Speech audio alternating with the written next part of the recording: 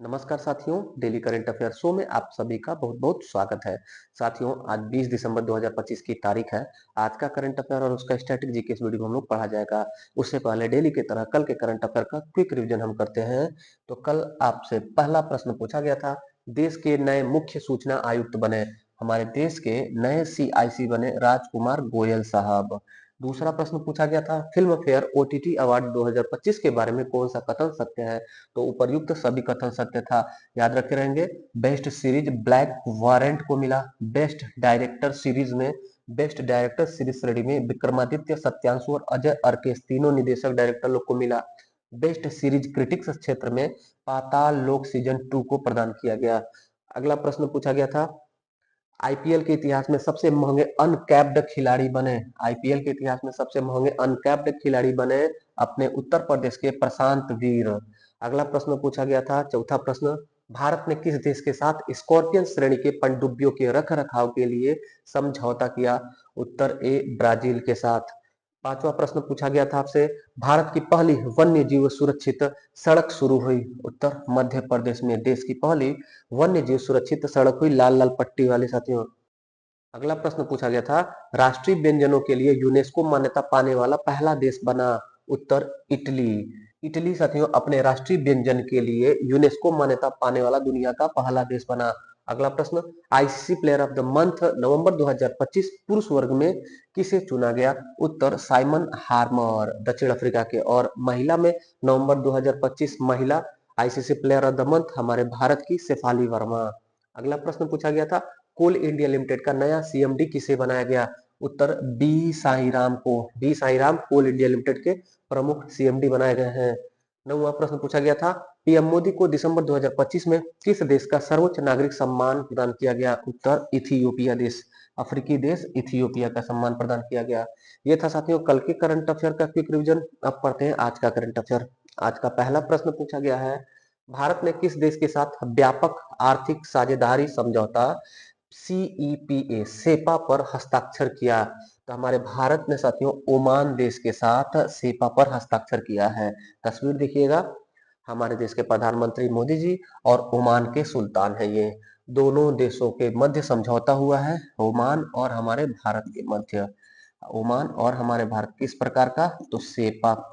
सेपा का full form अगर पूछ दिया जाए तो क्या होगा, तो देखिएगा सेपा का फुल फॉर्म होता है comprehensive comprehensive comprehensive comprehensive economical economical comprehensive economical partnership agreement.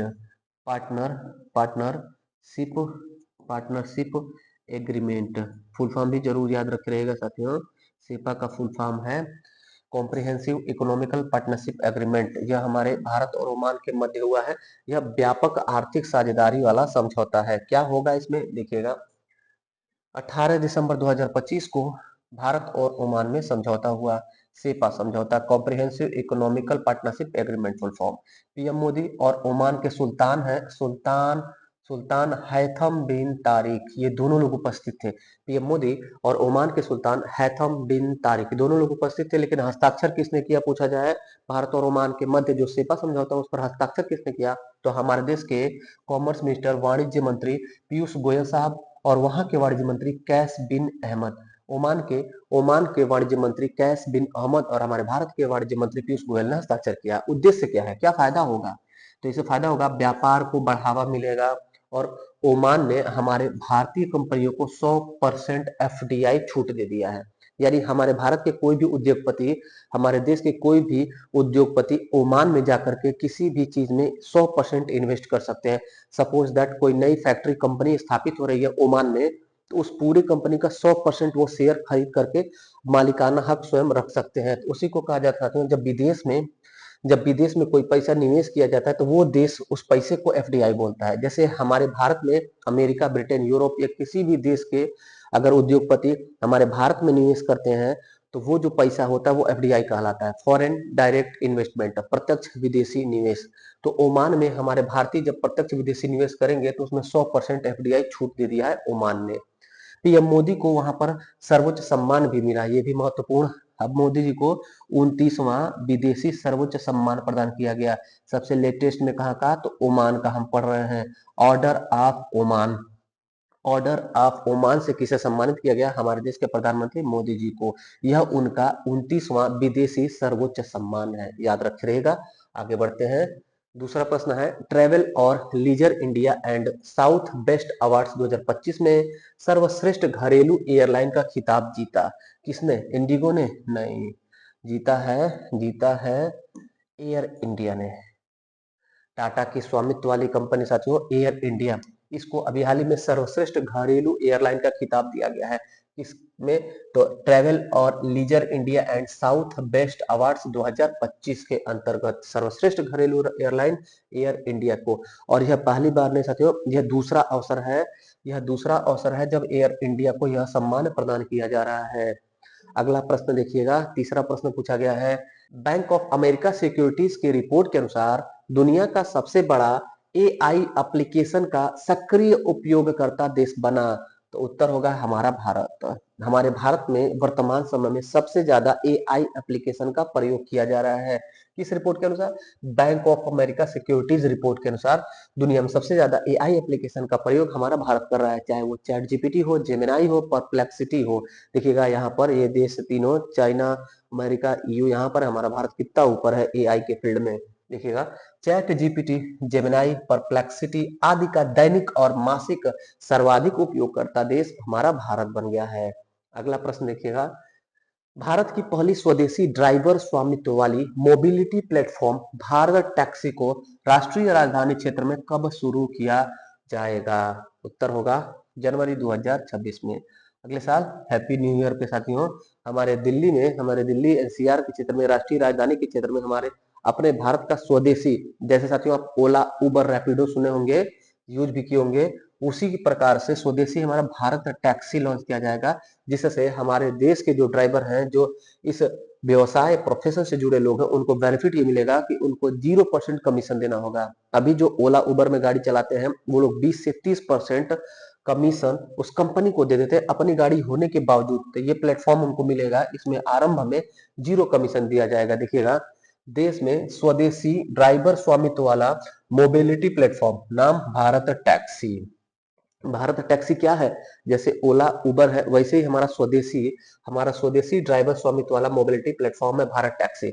इसका संचालन दिसंबर 2025 में शुरू हो गया था। दिल्ली और गुजरात के कुछ क्षेत्र में पायलट प्रोजेक्ट पर यानी प्रैक्टिकल किया गया था, वहां पर सफल हो गया। तब 1 जनवरी 2026 से दिल्ली एनसीआर में, पूरे दिल्ली एनसीआर के क्षेत्र में चालू हो जाएगा यह व्यवस्था। ये क्या है साथियों, देखिएगा सहकार टैक्सी कोऑपरेटिव लिमिटेड द्वारा सहकारिता के क्षेत्र से संबंधित है, जहां कुछ लोग मिल करके इसको रन करते हैं, तो वो सहकार टैक्सी कोऑपरेटिव लिमिटेड के द्वारा इसका संचालन किया जाएगा। यह ओला, उबर और रैपिडो का विकल्प बनेगा, जो अभी आरंभ में शून्य कमीशन वाला प्लेटफॉर्म होगा साथियों। और शेष कंपनियां जो ओला, उबर, रैपिडो हैं, ये ड्राइवर से 20% से लेकर के 30% कमीशन लेती हैं। जो आप यात्रा करते हैं ओला, उबर या रैपिडो से शहरों में, तो उस पे जो भी आप भुगतान उस ड्राइवर को अपने गंतव्य पर पहुंचने के बाद करते हैं, 100 रुपया, 150 रुपया, तो उसमें 20 से 30% उस कंपनी को चला जाता है।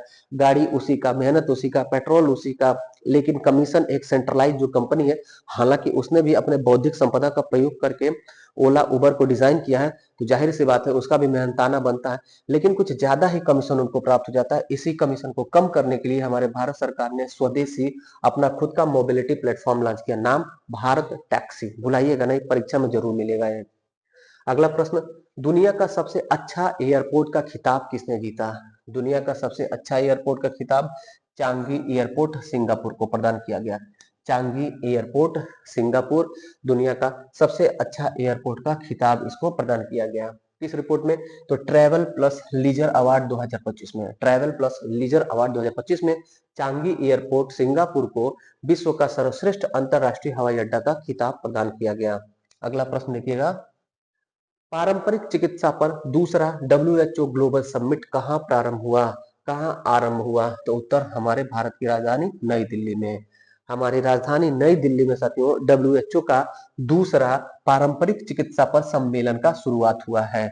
डिटेल देखिएगा, 17 दिसंबर 2025 से नई दिल्ली में 3 दिवसीय द्वितीय डब्ल्यूएचओ वैश्विक पारंपरिक चिकित्सा सम्मेलन का आयोजन हुआ, जिसका थीम था संतुलन की पुनर्स्थापना। किसने आयोजन किया? डब्ल्यूएचओ ने। तो डब्ल्यूएचओ का स्टैटिक जीके देखिएगा। डब्ल्यूएचओ का गठन 7 अप्रैल 1948 ईस्वी को हो जाता है, जिसका मुख्यालय कहाँ पर है? स्विट्जरलैंड के शहर जिनेवा में। स्विट्जरलैंड का शहर है जिनेवा, लेकिन स्विट्जरलैंड की राजधानी है बर्न। 7 अप्रैल 1948 डब्ल्यूएचओ का गठन हो जाता है। और डब्ल्यूएचओ का वर्तमान में प्रमुख कौन है? तो Tedros Adhanom Ghebreyesus. Tedros Tedros Adhanom Tedros Adhanom Tedros Adhanom Ghebreyesus WHO के वर्तमान में महानिदेशक है। टेड्रोस अघानम घेब्रियस किस देश के हैं? तो इथियोपिया देश के हैं। इथियोपिया देश, जिसकी राजधानी अदिस अबाबा है, अफ्रीका का देश है। टेड्रोस अघानम घेब्रेयेसस वहीं के हैं। 7 अप्रैल को स्थापना के उपलक्ष्य में साथियों हर साल डब्ल्यूएचओ डे मनाया जाता है, यानी कि विश्व स्वास्थ्य दिवस मनाया जाता है। विश्व स्वास्थ्य दिवस कब मनाया जाता है? तो हर साल विश्व स्वास्थ्य दिवस 7 अप्रैल को मनाया जाता है, इसके स्थापना दिवस के शुभ अवसर पर।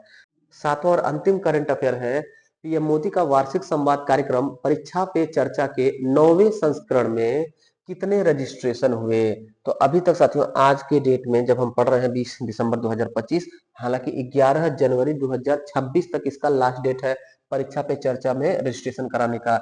आज तक 80 लाख रिकॉर्ड 80 लाख रजिस्ट्रेशन हो गए परीक्षा पर चर्चा करने के लिए। ये 9वां सीजन होगा, 9वां सत्र, 9वां संस्करण परीक्षा पे चर्चा कब होगा?